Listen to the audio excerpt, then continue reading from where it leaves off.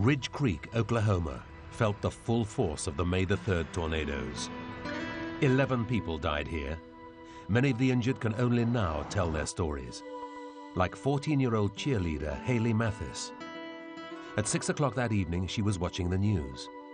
Gary England was saying that everyone needed to be underground, or basically that they weren't going to make it. So I was like, okay, well, it's kind of scary. Gary, you're right. It's the biggest I've seen it all day. Haley couldn't get below ground, so she took cover in her bathtub. It could be as wide as a mile. The front door like swung open, and then like the tornado hit right then. It completely threw me all the way around, so I was inside of the tornado. The next thing I knew, I was underneath all this rubble. As the killer tornado passed, Haley's neighbors began a frantic search for survivors. Among the would-be rescuers was Gary Lavelle. When we turned the corner and came along the dirt road, you could see from one side of Bridge Creek to the other, and it was just mud. The tornado had changed things so much I couldn't recognize it. It hit you in the pit of your stomach. You just didn't know what to think. The whole area had been sealed off by police by the time Gary arrived with his 15-year-old son, Evan. I saw trees and insulation and trailer frames. It scared me. That was the scariest part.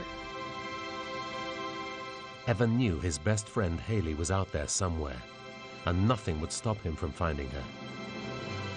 They told me I couldn't go down there, and I didn't see how they could stop me, so I just went down there anyways. Stumbling around in the chaos, Evan heard Haley cry out. He'd stood on her hand. She was trapped under a tree and badly injured. I kind of think that whenever it like threw me over, that I think I hit the bathroom sink and broke my neck that way, but I didn't feel it. Haley's rescuers rushed her to the school gymnasium, already overflowing with injured, and with more arriving by the minute. You could see trucks coming in my rearview mirror for I don't know how far, with people on boards in the back of them, and that will probably, I'll never forget that. I mean, it was amazing. Just one truck after another coming up, and we're just unloading people and taking them into the gymnasium. Haley's broken neck left her partially paralyzed, but now she's beginning to recover. We have no fear. You've seen us before, and we're back again. I know she's going to be able to walk again someday, because she's just tough like that. She's a fighter. She won't. I know she will. I have a little bit of leg movement coming back, and I can move my toes and my fingers on my right side. I consider myself to be very lucky, considering that I'm alive. She's one of my best friends. I've known her forever, so it'd have been a big loss. I would have cried. I don't cry all that often, but I would have cried big time. It would have been very sad.